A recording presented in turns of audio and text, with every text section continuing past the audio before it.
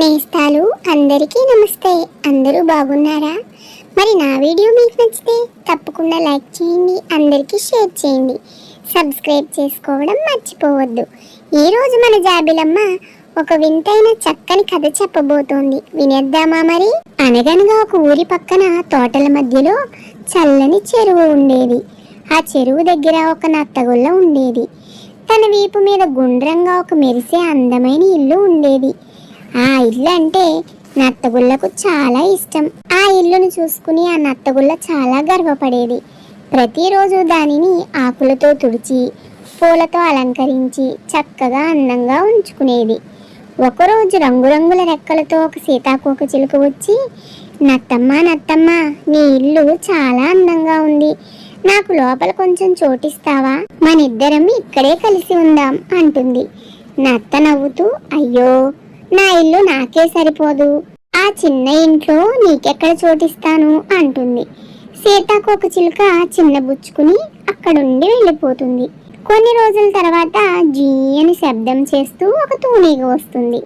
నత్తమ్మ నత్తమ్మ, నీ ఇల్లు నాకు ఎంత బాగానో నచ్చింది, అమ్మేస్తావా? నేను నీకు మంచి ధర ఇస్తాను అంటుంది. నత్త పెద్ద పెద్ద కళ్ళు చేసుకుని, అయ్యో, ఈ ఇల్లుని అమ్మేస్తే నేనెక్కడుంటాను అంటుంది.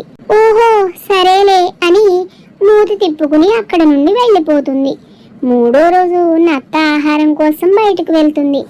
సాయంత్రానికి తిరిగి వచ్చేసరికి లోపల ఒక కందిరీగ పడుకుని ఉంటుంది. ఇదేమిటి, ఇల్లు నాదైతే ఇది పడుకుంది అనుకుని లోపలికి వచ్చి, ఇది నా ఇల్లు, ఇదేమి నువ్వు బస్ చేసేది కాదు, లేచి బయటికి వెళ్ళు అని గట్టిగా అంటుంది.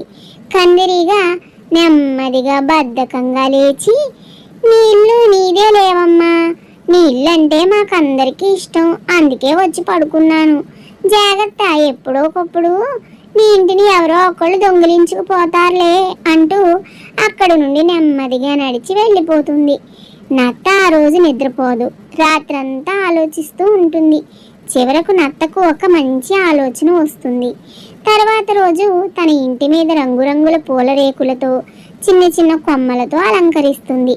అలా అలంకరించడం వలన అది ఇల్లని ఎవరికీ తెలియకుండా ఉంటుంది. తోటలోని పువ్వుల మధ్య ఆ ఇల్లు కూడా ఒక తోటలాగే కనిపిస్తుంది. ఎవరైనా దూరం నుంచి చూస్తే అది నత్త ఇల్లు అని అనుకోరు, ఒక చిన్న పువ్వుల బుట్ట అనుకునేలా ఉంటుంది.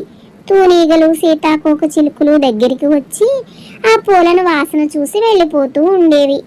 అమ్మయ్య, ఇక ఎవరు నా ఇల్లుని గుర్తుపట్టరు, ఇది ఇల్లు అని ఎవ్వరూ గుర్తించలేక ఇక్కడ నుండి వెళ్ళిపోతారు అని నత్త ప్రశాంతంగా ఊపిరి తీసుకుంటుంది. ఒకవేళ నత్త బయటకు వెళ్ళవలసి వస్తే తన ఇంటిని తన వీపు మీద పెట్టుకుని బయటకు వెళ్తూ ఉండేది. అప్పటి నుండి నత్త ఇంటిని ఎవ్వరూ దొంగిలించే అవకాశం లేకపోయింది. మన సొమ్మును మన ఆస్తిని కాపాడుకోవడం ఎంతైనా ముఖ్యం, కానీ భయంతో జీవితాన్ని సాగించడం చాలా కష్టం. అందుకే తెలివితో మనలో ఉండే భయాన్ని దూరం చేసి తెలివితేటలుగా వ్యవహరించడం ఎంతైనా అవసరమన్నమాట.